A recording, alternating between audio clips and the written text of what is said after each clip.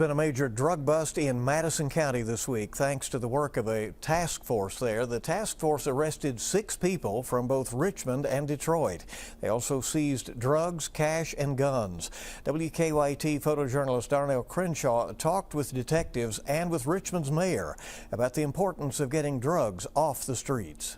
It seemed more often than not the most individuals that our informants said that they could buy from or knew about drug activity was individuals from Detroit.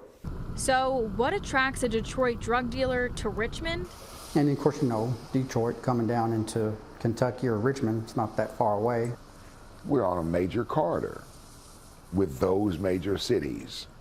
And I don't know that there might not be some who are taking advantage of the warm and welcoming spirit. Kind of figure out that there's family structure, though, of the way these individuals were setting up the organizations here. 44-year-old Sergeant Detective Joe Lane with Richmond Police and 73-year-old Mayor Robert Blythe are lifelong Richmond residents. Throughout the years, they've seen the city grow and prosper, and an out-of-town element has prospered as well. These individuals that are trafficking in these narcotics, then they would now take these individuals locally in our area and they would have them do things for them, like they'd have them rent cars in their name. The mayor believes the drug dealers are not operating in just one neighborhood.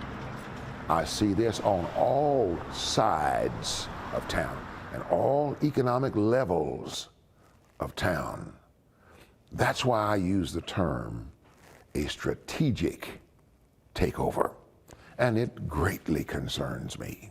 Sergeant Detective Lane says the Detroit drug dealers tell him Richmond is just a nice place to live.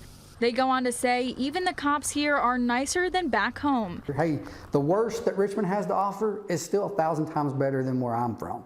The mayor says overall the city is safe. And of course, he says legitimate visitors are always welcome. You'll find a warm welcome, and you'll find a place where so many say, I want to live here the rest of my life. But if you're a drug dealer, keep it moving. In Richmond, Julia Sandor, WKYT.